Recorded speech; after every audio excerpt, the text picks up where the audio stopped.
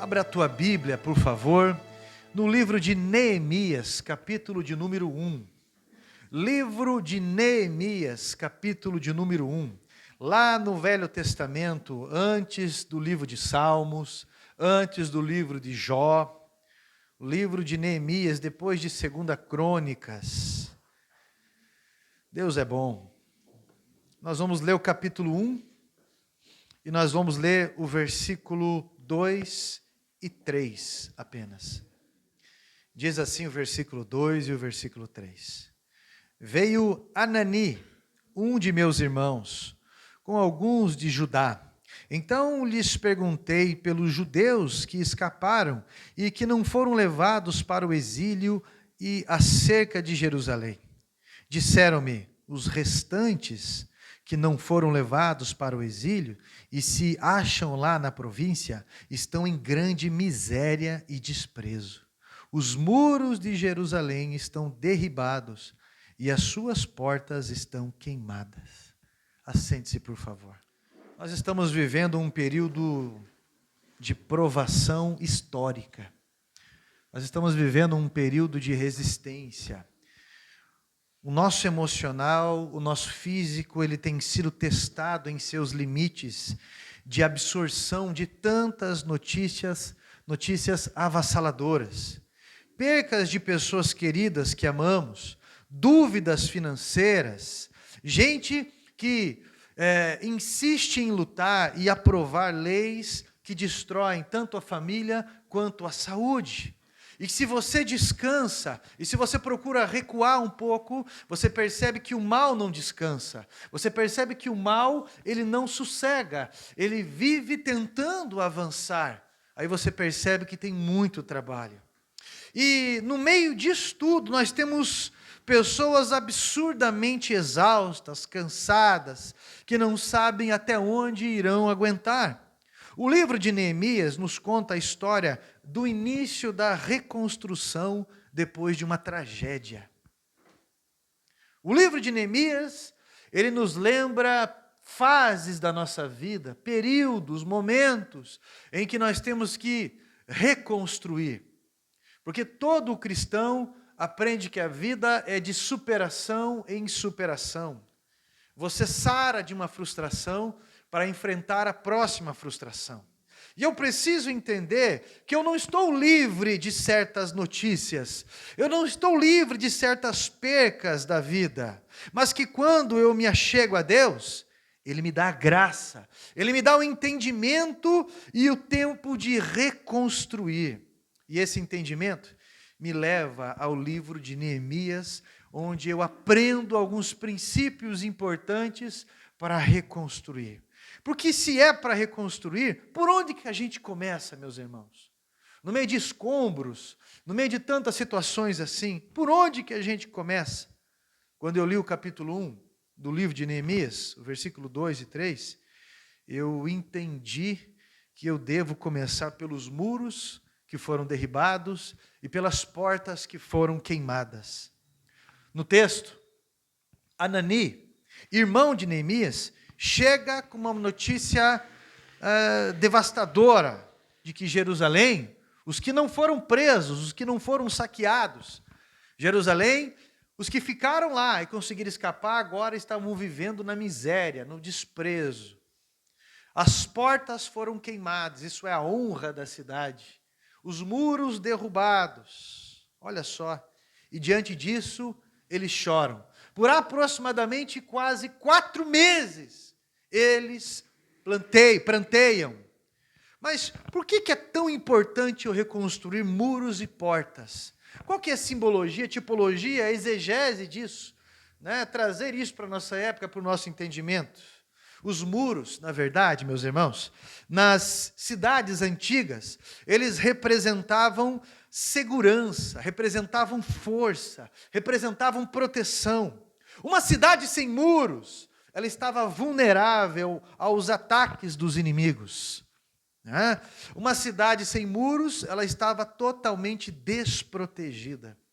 E a primeira coisa de uma construção conveniente, a primeira coisa para você reformar uma casa, reconstruir algo ou construir algo, com certeza é o que você vai fazer ao redor para proteger o que está dentro.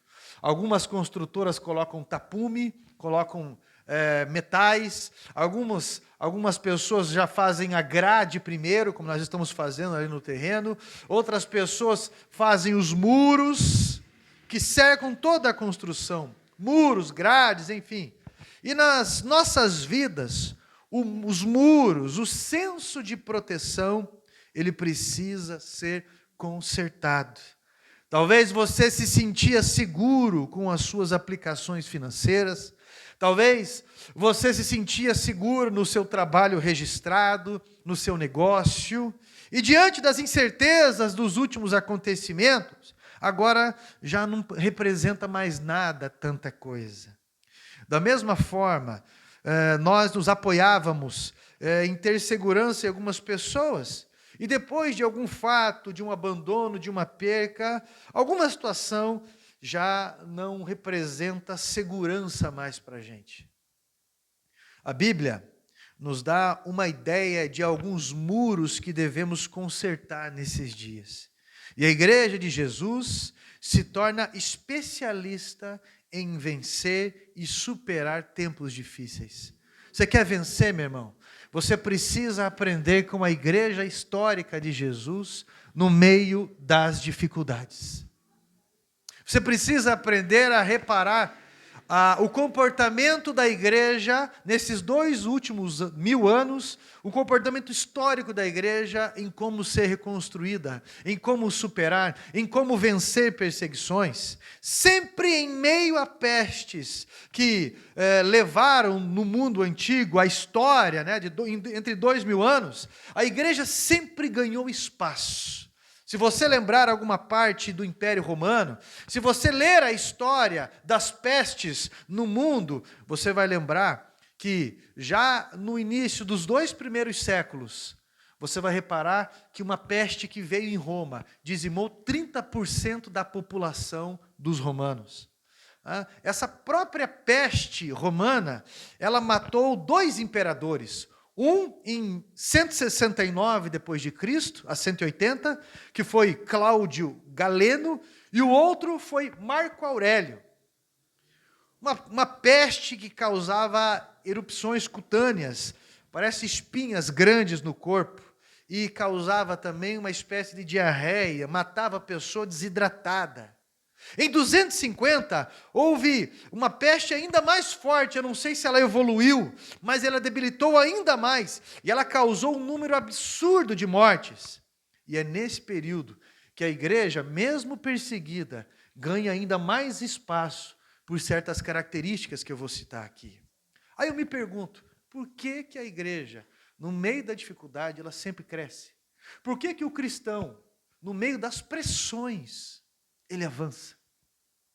Por quê? Tem um livro, eu não vou lembrar o nome do autor agora, Robert Brandman, Henry Brandman, é sempre esses nomes. Olha, meu irmão, eu no inglês, eu não sei, mas no português eu destroio. Já viu essa? E ele relata, esse sociólogo, ele relata o porquê, nesse estudo que o cristianismo avançou. Ele fala de 2 pontos que é a visão do cristão. Porque a segurança do cristão sempre esteve em servir ao próximo. E a sua segurança sempre esteve, acima de tudo, na vida eterna. 2 pontos. O seu propósito sempre foi servir ao próximo. E a sua segurança sempre esteve na vida eterna. Quando a insegurança levou pessoas a ir embora, alguns familiares acabaram abandonando seus parentes. E os que se intitulavam médicos já não sabiam mais o que fazer e começaram a se abrigar. Nessa ocasião, os cristãos ficaram, porque eles criam na segurança de Deus e na eternidade. E eles começam a servir os doentes, eles começam a cuidar dos doentes. Eu estou falando lá em Roma, no meio dessa peste. E é interessante porque fica registrado isso na história. Procure o que eu estou falando. Porque ninguém tinha coragem nem de sepultar os mortos. Mas tem um trecho de um pastor chamado Dionísio, da época, que 260 depois de Cristo, um sermão registrado dele, um sermão na Páscoa, ele conta algo, ele diz bem assim: olha, muitos dos nossos partiram, entregaram a sua vida para servir o próximo, mas os que foram curados estão se convertendo. E depois disso, Dionísio começa a advertir, começa a exortar e falar sobre essa segurança eterna do cristão. E eu percebo que Deus quer restaurar muros em nós como igreja. Porque nós não podemos receber notícias como o mundo recebe. Em que sentido, pastor? Nós não temos a mesma interpretação que o mundo tem. Nós estamos ligados no alto, em viver é Cristo e morrer em Cristo é lucro. Eu percebo que Deus quer restaurar os muros como igreja dentro de nós. Essa segurança precisa estar no propósito eterno de amar e servir, mesmo que isso custe. Porque nossa segurança vai além disso. Ela vai até a eternidade. E eu reparo que muita gente está reparando o muro errado. Muita gente está reconstruindo muros errados. Que tipo de muros errados, pastor? Há pessoas que, quando se sentem ameaçados, reconstroem muro entre pessoas. Porque existe o muro que protege. O muro que é alto, ele protege. Mas existe o muro que ele não protege. Ele só separa. Ele é um muro baixo, eu posso ver. Ele só separa, ele não protege.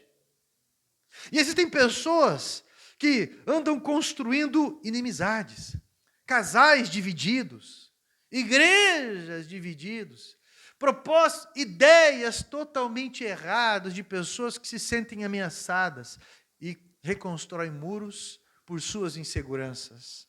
Olha só, vamos parar de machucar. Vamos nos unir para vencer, porque a palavra do Senhor fala no Salmo 133, que é ali, aonde tem união, que o Senhor ordena a bênção. Por isso a igreja de Roma, a igreja que estava em Roma, mesmo com toda a perseguição, sem nenhum apoio político, ela venceu e aquelas pessoas venceram também. A segunda coisa que me chama a atenção sobre essa questão de reconstrução, eu falei, a primeira sobre os muros, eu quero falar um pouquinho para você sobre as portas que foram queimadas, que precisam ser reconstruídas. O que as portas representavam? As portas representavam tomadas de decisões. Elas representavam escolhas. Quem entra e quem sai. As portas, nos tempos antigos, elas eram um cartão de visita. Elas eram todas adornadas. Elas representavam a autoridade daquela cidade.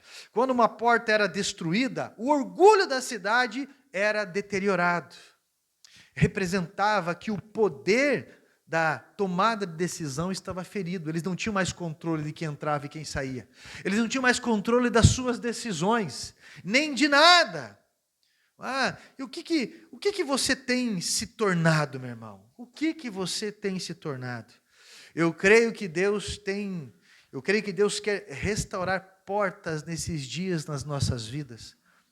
Pessoas que perderam o controle do seu emocional, dos seus pensamentos, da sua língua. Pessoas que perderam o controle das suas emoções, dos seus gastos.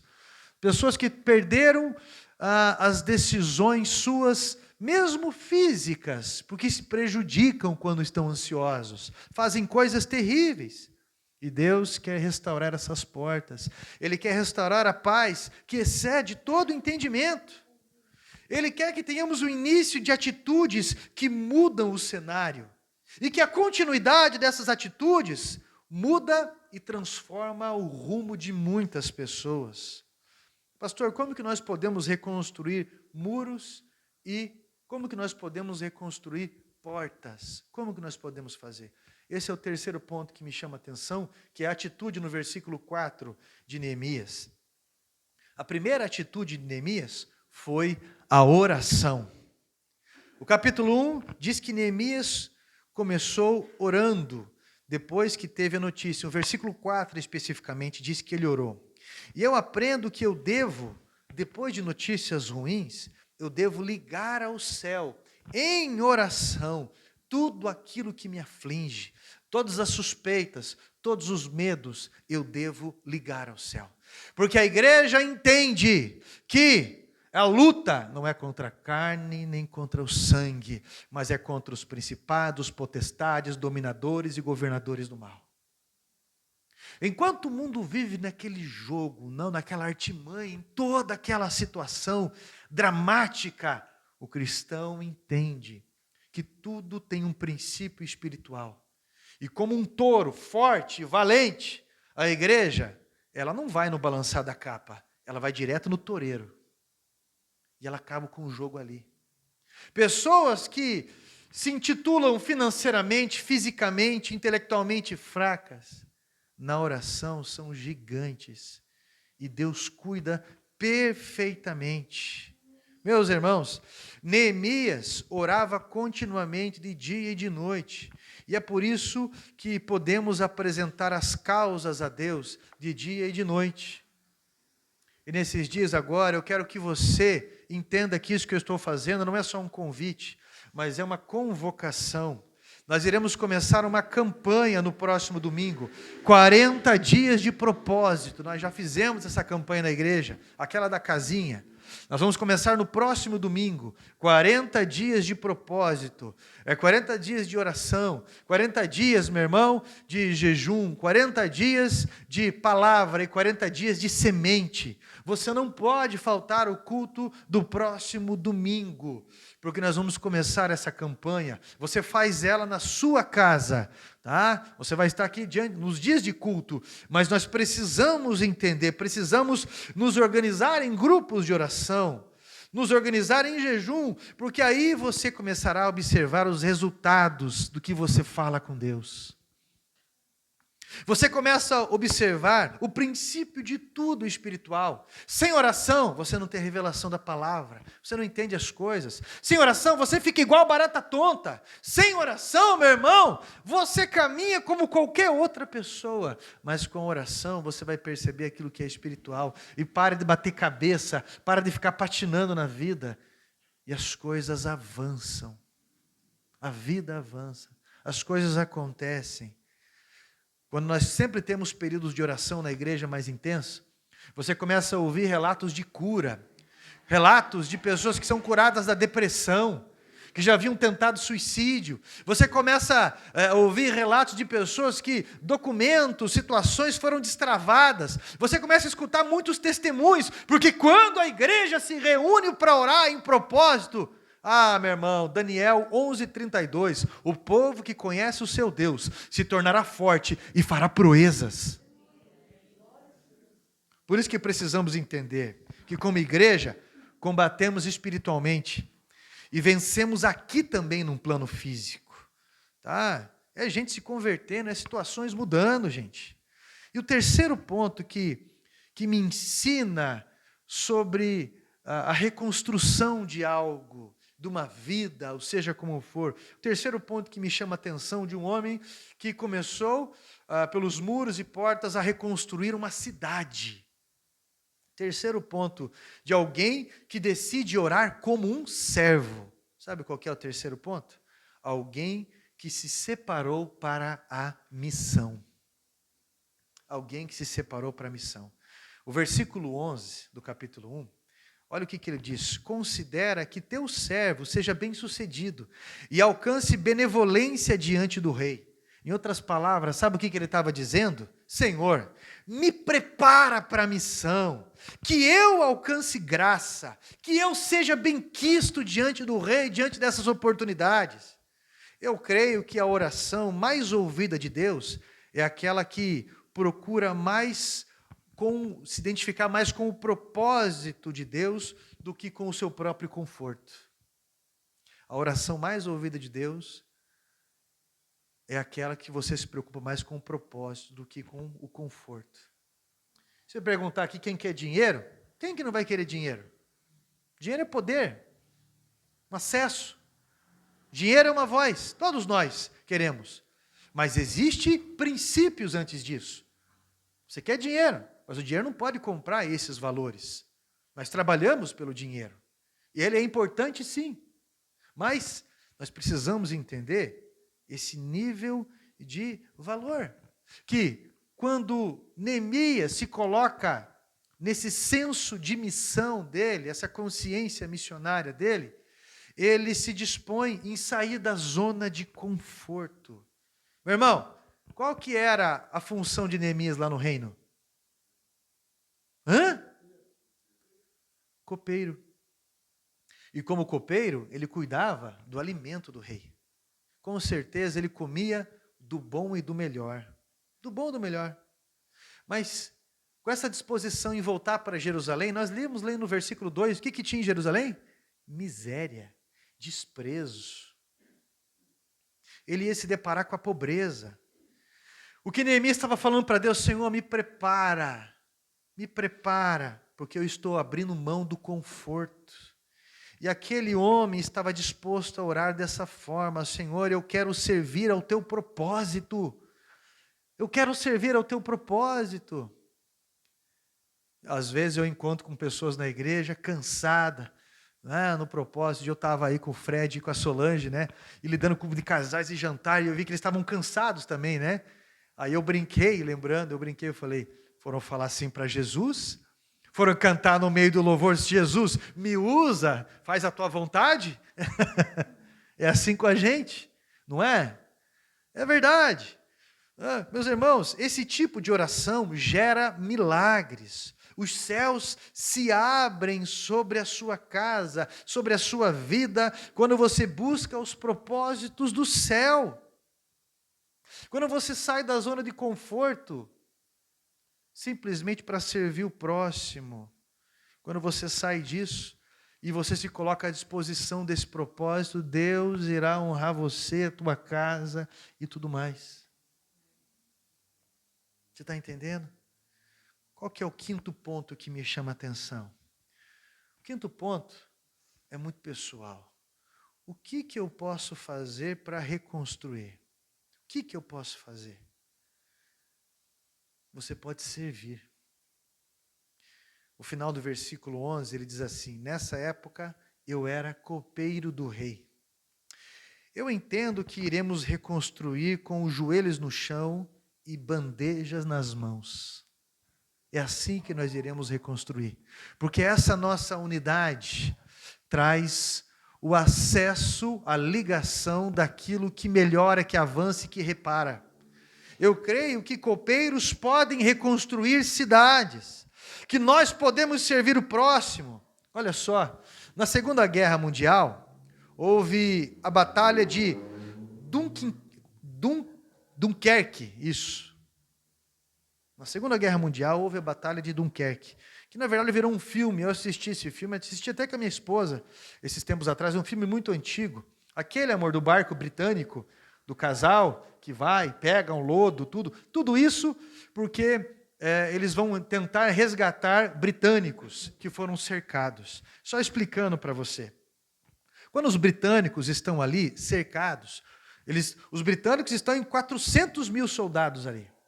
Porém, eles estão cercados quase que ao todo por 800 mil nazistas. Então não tem o que eles façam. Eles têm que aprender a se retirar. Então eles precisam de uma fuga para não morrer ali. Mas eles não têm o maquinário, o transporte para sair dali. Aí o primeiro-ministro britânico, o Xuxa, né, o Winston Churchill, ele tem uma ideia. Então ele chama esse projeto de Projeto Dínamo. Ele convoca quem tem barquinhos de pesca a motor a cruzar o Canal da Mancha e ir até a França buscar esses soldados. 400 mil soldados. Ele lança esse desafio em todo o país na costa, porque, para quem não sabe, a Inglaterra é um país muito náutico, né? Quase uma ilha praticamente. E há uma mobilização gigantesca acontecendo naquele país. E aqueles barcos de pesca, aquelas pessoas simples, eles conseguem resgatar mais de 340 mil soldados. E a outra demanda o exército tinha como suprir. E quando eles estão voltando, os soldados eles estão tristes, na verdade, eles estão tensos, porque uma guerra, você nunca avança a guerra recuando, você vence uma guerra avançando. Mas quando eles chegam, o povo está com comida nas mãos para eles. O povo está fazendo festa, porque de alguma forma o povo pôde participar. E esse senso de unidade, de serviço de missão, faz a guerra mudar de curso na Inglaterra. Em seguida, porque o povo também se reunia em oração, inclusive pelas falas do primeiro-ministro Winston Churchill. Por um lado, já na França, no dia 4 de julho de 45, é isso, né? 45? Já entra os Estados Unidos, no dia D. Se eu não estou errado na data. No dia D. Não é 4 de julho, é um pouco antes. Mas eles entram ali no dia D na praia de Normandia, obrigado. E do outro lado, vem a União Soviética também. Os Estados Unidos, eles chegam primeiro e depois vem os países de terceiro mundo. Isso é, os países de terceiro mundo não é por questão relação financeira. Eles são os que vieram por uma aliança de guerra. São os terceirizados, os que acabaram se envolvendo na guerra como aliança, como é o caso do Brasil também, que enviou mais de 24 mil soldados. Tem um tio meu que faleceu já há uns 4 anos, e eu conversei com ele, o tio Júlio, ele faleceu com 86 anos, ele foi para lá também, ele me contou algumas coisas. Mas o que acontece ali é que eles vencem a guerra. Eles vencem a guerra.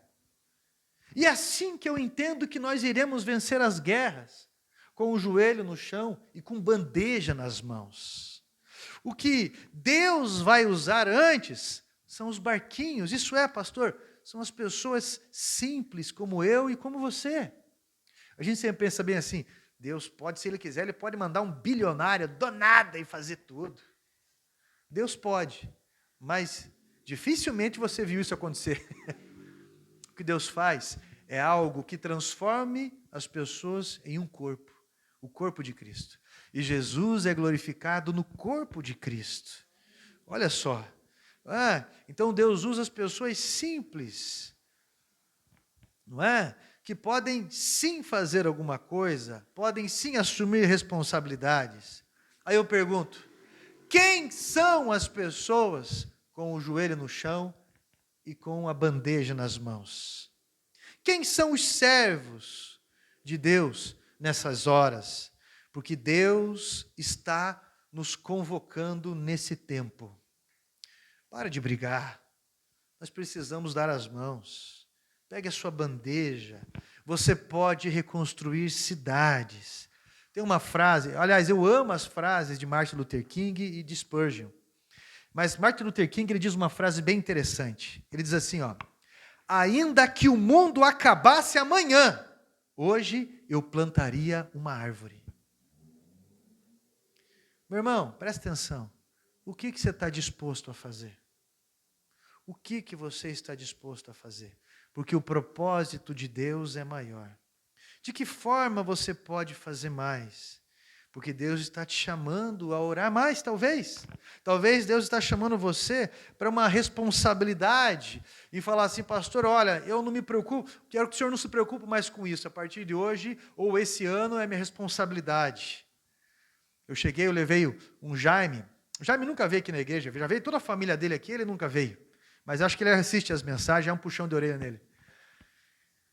Eu levei ele no terreno e falou, Jaime, quanto que sai o orçamento para fazer uma grade aqui, para fazer isso? Ele, pastor, eu vou ofertar minha mão de obra para fazer a grade. Gente, só de material foi 10 mil reais. E ele falou, porque além de subir tudo, né, isso foi antes do aumento, para você ter uma ideia. E ele falou, não, vamos fazer desse jeito, isso é. O que você pode fazer? Ele falou, vou ofertar minha mão de obra. Gente, é trabalhoso fazer isso. Como já chegou pessoas, falou, pastor, olha, de alguma forma eu passei na frente do terreno, ouvi que está mato, deixa eu roçar, assim, deixa eu fazer isso. Ô pastor, deixa eu fazer tal coisa. Pastor, deixa eu acertar o materiais de construção ali. Ou como às vezes eu vejo um irmão ou outro que percebe a dificuldade do outro irmão e o ajuda. Esse tempo atrás, quem está falando isso sou eu, não é ela, mas tinha uma pessoa que estava enferma esse tempo atrás, eu vi que estava com dificuldade e uma série de coisas, eu vi que a Gleice estava machucada e se dispôs aí na casa da família. Limpou toda a casa, fez uma série de coisas lá. Voltou para casa quebrado, voltou para casa dos avessos, um bursite, um monte de coisa. Mas não falou nada, não cobrou R$1. Você está entendendo o que eu estou falando sobre esse tipo de atitude? O que você pode fazer para melhorar? Gente, eu dou aula no ITQ, vai fazer 17 anos. Eu nunca ganhei R$1 por isso. Pelo contrário, eu tenho custos. Eu estou na 3ª matéria desse ano. É muita coisa. Já foi vivência cristã, já foi epístolas paulinas e agora administração de igrejas. Se você ler o livro de administração eclesiástica, você vai fugir de querer assumir uma igreja. Fugir, literalmente. Você não tem ideia o que é tudo aquilo. Né? Eu estou falando de administração de igreja que ela se define mais na quadrangular, mas ela amplia a ideia para as outras igrejas também. O que você pode fazer, meu irmão? De que forma você pode fazer? Eu lembro quando eu estava fazendo faculdade, e um professor em sala de aula, eu não lembro qual matéria que era, não era filosofia, eu não lembro, porque lá você faz filosofia da religião, sociologia da religião, você faz religião da religião, brincadeira, mas você faz tudo. E eu lembro que um professor perguntou para os alunos ali, por que você está aqui? Por que você está fazendo faculdade, inclusive essa daqui? Aí cada um falava uma coisa. E quando chegou em mim, eu tinha orado, pasme vocês, mas eu tinha falado, Senhor, qual que é o meu propósito aqui nessa faculdade? E minha resposta foi, bem, eu estou aqui, professor, porque eu quero servir melhor. Simplesmente isso, servir melhor. Ajudar a reconstruir vidas, sem drama nenhum. Ajudar a reconstruir vidas. Esse é o propósito de igreja que sempre avança em tempos difíceis. Sempre avançam em situações de calamidade. Eu sempre vejo aqui, né, mesmo com as situações difíceis, os apertos, acompanho a vida particular das pessoas. Eu sempre vejo aqui, independente de qualquer dificuldade, o Jorge e a Verinha fazendo frente em bazares da igreja. Eu vejo a irmã Alice, chega aqui, quantos anos a senhora está, irmã Alice? 70 e quanto? Vai fazer 78. Gente, eu chego aqui às vezes, ela lava toda a cozinha da igreja. 78 vai fazer. É uma profecia. E aí? E às vezes, você encontra aqui pastores, um trabalho voluntário, você encontra pessoas ali, o pastor Jurandir, orando pelas nossas vidas. Às vezes esse homem ora 2, 3 horas seguidas, por mim e por você. Deus está nos chamando para fazer mais. Deus está nos chamando para um propósito do alto. Gente, entenda uma coisa, teve gente que assumiu, pastor, deixa comigo, ano passado, a luz da igreja, durante todo o ano eu vou pagar. Tem gente que fala assim, pastor, deixa que a água eu vou acertar. Você está entendendo? O que nós podemos fazer? Se voluntarie.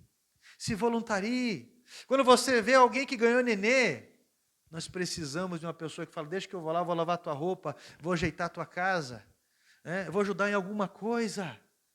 Com toda essa situação que aconteceu de pandemia, todas essas pressões de igreja, nós batemos o recorde em cestas básicas que foram entregues.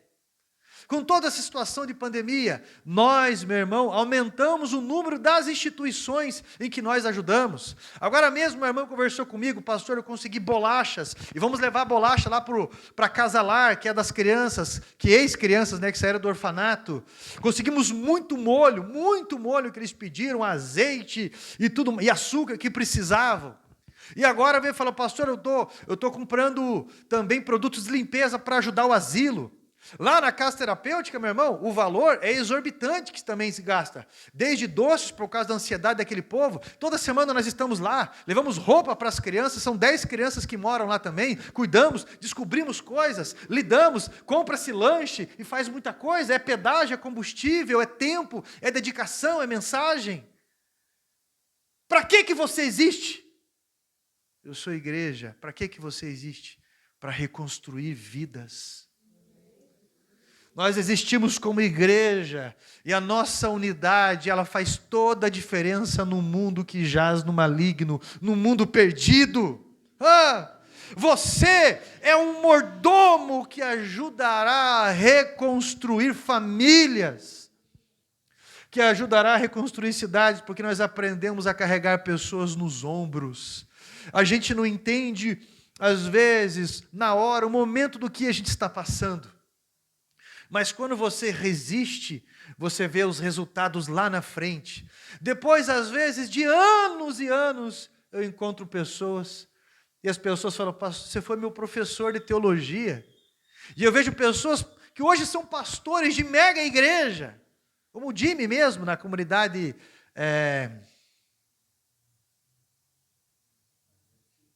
ativa, comunidade ativa, em São José dos Pinhais, ou Pinhais, eu não lembro. O pastor Reginaldo, da comunidade de Alcance. Tantos que passam e vão, pastor, hoje, olha, batizei, estou fazendo isso. Pessoas que aceitaram Jesus, hoje são pastores, presidente da igreja. Tem uns que eu não lembro nem o nome. Lembrei, Josué. A gente chamava ele de Pete, desse tamanho assim. Ele pintou o cabelo de louro e chamava ele de Pete Bitoca. Ganhamos ele, eu e o Joarildo, na garagem do hospital. E às vezes está passando por pressões e Deus fala: resiste mais um pouco. Não tenha medo das pestes, das ameaças, não tenha medo das situações. É lógico, tem todo um protocolo, temos que ter respeito, é lógico, temos que... Mas você está entendendo, meu irmão? Nós não estamos intocados, não somos acovardados. Pelo amor de Deus, trabalhamos dentro além do respeito. Olha, nesse período de pandemia, Deus levantou novos ministérios como a mídia para alcançar os lares e tantas coisas assim. Pastor, mas o que eu posso fazer com a minha idade? Talvez Deus está chamando você para orar mais, para se reservar mais. A gente abençoa, a gente financia, a gente envia, a gente faz. Num período como esse, Deus nos chama com os joelhos dobrados, com bandeja nas mãos, para reconstruir vidas. E você vai perceber que o teu propósito é muito maior do que ficar choramingando pelas tuas coisas e pelas tuas aflições, porque Deus vai cuidar de tudo isso. Deus já cuidou de tudo isso. Enquanto você está buscando, como aconteceu com o rei Saul, enquanto você está buscando, preocupado, as mulas do seu pai, as jumentas do seu pai, Deus já as devolveu, Deus já colocou tudo e restaurou tudo, mas Deus agora está preocupado com você. Ele tem um serviço muito maior para a tua vida, que é cuidar do próximo, que é cuidar de um reino, que é cuidar desses princípios. E você não pode humanizar o que eu estou falando, porque é o Espírito Santo que te conhece. E Ele convida você a participar da mesa com Ele. Ele convida você a se ligar em valores eternos e se colocar num senso de missão, porque Ele quer muros restaurados, Ele quer portas restauradas, Ele quer oração, Ele quer a disponibilidade da missão e Ele quer alguém para servir, como Ele serviu e nos ensinou. Nós somos o corpo de Cristo e nós temos uma profecia sobre nós. Sempre iremos crescer, sempre iremos vencer pelo sangue de Jesus. E nós temos uma autoridade de aquilo que nós desligarmos da terra será desligado no céu. E aquilo que ligarmos na terra será ligado no céu. E nós desligamos pessoas do inferno, meu irmão. Pessoas que estão indo para lá. E ligamos essas pessoas ao céu. Ligamos a cura, ligamos a vida eterna. Ligamos os olhos dessa pessoa na vida que vale a pena. Deus está te chamando para reconstruir cidades. Deus está chamando você para fazer o melhor. Ele coloca vocação na tua vida. Ele coloca um propósito eterno. Ele coloca vida em você. O sangue de Jesus está na tua vida. E as tuas obras o acompanharão por toda a eternidade. Se coloque em pé em nome de Jesus. O que você está disposto a fazer? Por onde você está disposto a começar? O que você está disposto? Coloca a tua mão assim, em posição de bandeja, de quem está segurando bandeja. Isso, como que você segura uma bandeja? Como que você vai servir? Como que você segura uma bandeja? Com a mão no meio assim? Vai desequilibrar. Como que você segura uma bandeja? A não ser que seja garçom, já tem as bilis, né? Aqui. Isso, olha o tamanho daquela mão ali também. A mão do Anderson cabe o quê? Cabe uma bandeja em cada mão. Dá para servir melhor. Olha só, coloca a tua mão assim, eu vou orar por você. Fecha os teus olhos. Deus vai mostrar para você hoje o que Ele colocou nas tuas mãos para você servir melhor. E você vai tomar essa iniciativa hoje. Santo Deus, Pai Todo-Poderoso, eu peço que nesse momento o Senhor abra os olhos do entendimento dessa pessoa. Abra os olhos do entendimento. Eu não sei qual é o nível de sacrifício e disposição para essa pessoa servir, mas eu quero pedir ao Senhor, deixa bem claro na mente dele, na mente dela, deixa bem visível isso, Espírito Santo, para que essa pessoa não construa muros que dividem, muros do egoísmo, mas para que essa pessoa, Pai, ela sim restaure cidades, essa pessoa reconstrua. Eu peço ao Senhor, por favor, que mostre qual é a habilidade, quais são os valores financeiros, qual é a disponibilidade de tempo, o que se pode fazer para servir, para fazer a diferença, para avançar, Pai, e eu quero que isso seja ligado ao céu neste momento, porque o Senhor deixa muito claro, o Senhor deixa muito visível a vida dessa pessoa, para existir como igreja. Espírito Santo de Deus Todo-Poderoso, nós estamos desligando todas as garras de Satanás da bandeja dessa pessoa, as garras de Satanás que tentavam acorrentar os seus passos, que tentavam prender as suas mãos, que tentavam, oh meu Deus, intoxicar a sua mente com as incertezas.